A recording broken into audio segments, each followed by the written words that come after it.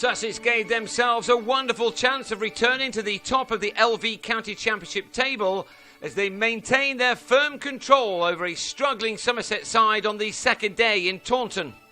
Sussex had a remarkable first day. After dismissing Somerset for 244, Michael Yardy and Machan had gone berserk with the bat to take their side to 174 for 2 in reply, with a partnership of 166 in only 26 overs.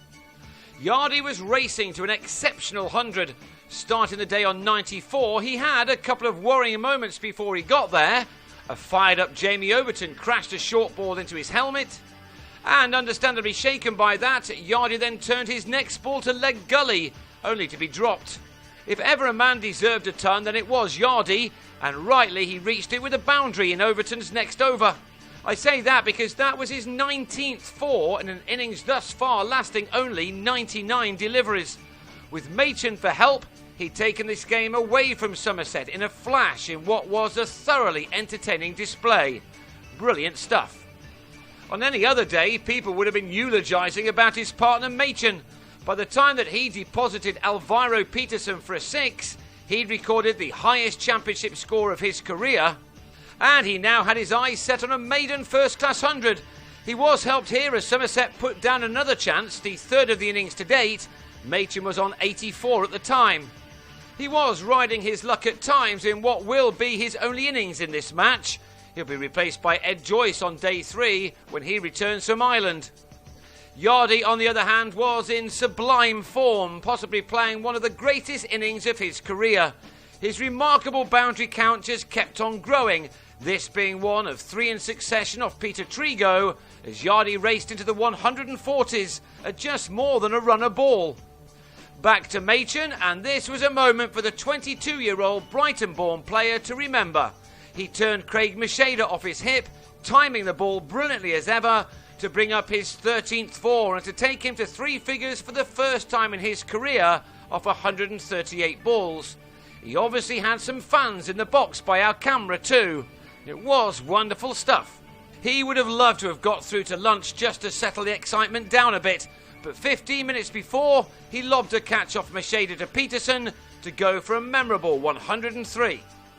His partnership with Yardy had realised 275 runs in only 52 overs, and naturally nobody else could match that. Rory Hamilton-Brown was helped as Somerset's fielding let themselves down again. On this occasion, it didn't matter, as Hamilton-Brown then drove a half volley from Machan to Joss Buttler after making 5. Yardy had moved beyond 150 by the time that lunch arrived, but his inspirational innings was ended straight after the break, as on 156 he chopped a ball from Overton back onto his stumps. He'd gone to his 177th ball, from which he'd smashed an amazing 27 fours. He left with his side on 301 for 5, and thanks to him, Sussex still had bags of time to bat on to try to get maximum batting bonus points under their belt.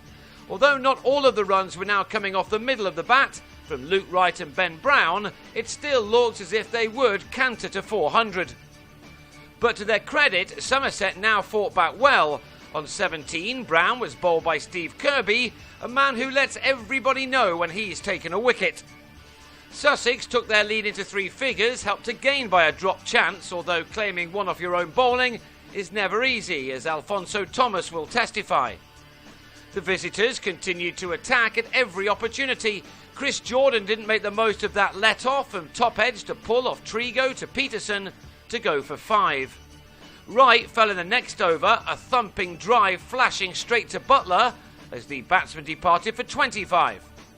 Peterson then claimed only the 12th dismissal of his first-class career and his first for Somerset by taking a simple return catch offered by Steve McGoffin. And the innings was over rather quickly when James Anyon lobbed Thomas to mid-off. From 283 for 2, Sussex had slipped to 363 all out in 21 overs, but that still gave them a lead of 119 on first innings. And that looked plenty as Marcus Trescothick completed his pair by nicking Anyon behind third ball. The Somerset skipper now has 4 ducks on the bounce in the last 5 days, an extraordinary stat for one of the greatest batsmen of a generation. Nick Compton too had a bad match. On 7, he was bowled around his legs by an Australian, not in the Test team, McGoffin, with his 17th Somerset wicket of the Championship season. That left the home side in some trouble again against Sussex, but Peterson and James Hildreth tried to lead the much-needed fight back.